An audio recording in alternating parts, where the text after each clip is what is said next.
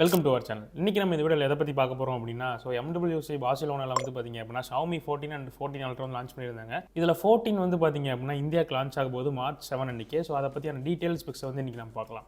So சேனலுக்கு நீங்கள் புதுசாக இருந்தீங்க அப்படின்னா நம்ம சேனலில் ஒரு ஸ்மார்ட் வாட்சோட கிவ் வந்து போயிட்டுருக்கு. ஸோ அதோட வீடியோ லிங்க் வந்து நான் இந்த இடத்துல கார்டில் தருவேன். ஸோ நீங்கள் பார்ட்டிசிபேட் பண்ணுற மாதிரி இருந்தால் பார்ட்டிசிபேட் பண்ணிக்கோங்க. ஸோ இப்போ நம்ம ஃபோனோட ஸ்பெக்ஸை பார்ப்போம். டிஸ்பிளே அப்படின்னு பார்த்திங்க அப்படின்னா 6.36 இன்ச் 1.5K AMOLED டிஸ்பிளே வந்து யூஸ் பண்ணியிருக்காங்க. 120 Hz refresh rate சப்போர்ட் பண்ணுது.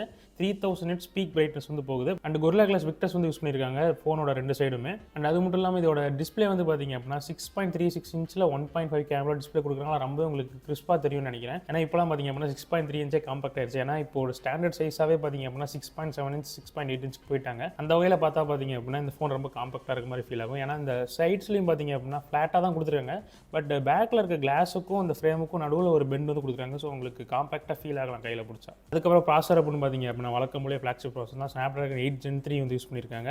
அது கூடவே LPDDR5X ரேமுக்கான சப்போர்ட் இருக்குது. UFS 4.0க்கான சப்போர்ட் இருக்குது. இப்போலாம் பார்த்திங்க அப்படின்னா இந்த UFS 4.0வையும் நம்மளால் ஃப்ளாக்ஷிப் ஃபோனில் தான் பார்க்க முடியுது. ஸோ இப்போ வர பட்ஜெட் ஃபோனில் எதுலையுமே கொடுக்குறது இல்லை. அண்ட் வரும்போதே பார்த்திங்க அப்படின்னா இந்தியாவிலேயும் hyperos லான்ச் ஆகும்போது Android 14 வரப்போகுது. அது கூடவே கேமராஸ் அப்படின்னு பார்த்திங்க அப்படின்னா மொத்தம் 3 கேமராஸ் வந்து யூஸ் பண்ணியிருக்காங்க. ஸோ மூணுமே பார்த்திங்க அப்படின்னா 50 மெகாபிக்சலுக்கான அவுட்புட் வந்து தரக்கூடியது. ஒன்று அல்ட்ரா வைடும் 50 மெகாபிக்சல் தான், பிரைமரியும் 50 மெகாபிக்சல் தான், டெலஃபோட்டோவும் 50 மெகாபிக்சல் தான். ஸோ உங்களுக்கு இமேஜ் குவாலிட்டியில் பஞ்சமே இருக்காது இந்த ஃபோனை பொறுத்த வரைக்கும். அண்ட் அதுக்கப்புறம் ஃப்ரண்ட் கேமராவில் வந்து பார்த்திங்க அப்படின்னா 32 மெகாபிக்சலுக்கான அவுட்புட் வந்து உங்களுக்கு கிடைக்கும். அண்ட் அது மட்டும் இல்லாமல் இந்த ஃப்ரண்ட் கேமரா இருக்குது, அது மட்டும் இல்லாமல் இந்த ரியர் கேமரா இருக்குது இல்லையா, இதில் வந்து உங்களுக்கு 8Kக்கான வீடியோ சப்போர்ட்டும் இருக்குது. 8K 30 fps ஷூட் பண்ணலாம்னு நினைக்கிறேன். 24 அல்லது 30 வந்து இருக்கலாம். பேட்டரி அப்படின்னு பார்த்தீங்க அப்படின்னா 4600 mAh வந்து யூஸ் பண்ணியிருக்காங்க. இது கூட ஃபாஸ்ட் சார்ஜிங்க்கு 90 watts ஒயர்டு சார்ஜரும் 50 wattsக்கான ஒயர்லெஸ் சார்ஜிங் சப்போர்ட் பண்ணுது. அதுக்கப்புறம் பார்த்தீங்க அப்படின்னா USB வந்து 3.2 Gen 1 போர்ட் வந்து யூஸ் பண்ணியிருக்காங்க. பட் இது 5 Gbps வரைக்கும் லிமிட்டடாக இருக்கும்னு நினைக்கிறேன். அது கூட எக்ஸ்ட்ரா ஃபீச்சர்ஸ் அப்படின்னு பார்த்தீங்க அப்படின்னா IP68க்கான வாட்டர் ரெசிஸ்டன்ட் இருக்குது, Wi-Fi 7 இருக்குது, NFC இருக்குது, ப்ளூடூத் வெர்ஷன் 5.4 வந்து யூஸ் பண்ணியிருக்காங்க.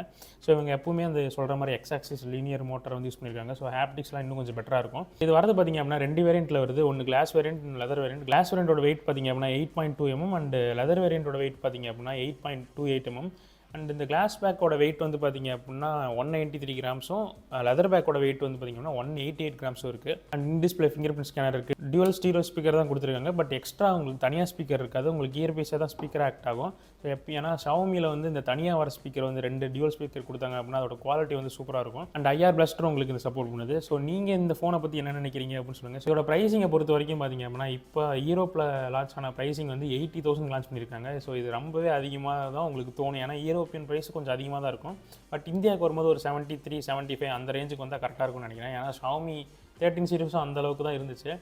நீங்கள் Xiaomi 13 சீரிஸ் இது வரைக்கும் நீங்கள் யூஸ் பண்ணது இல்லைன்னா அந்த ஒரு சில ஷோரூம்ஸில் வந்து Xiaomi ஷோரூம் வச்சுருக்காங்க, போய் யூஸ் பண்ணி பாருங்க.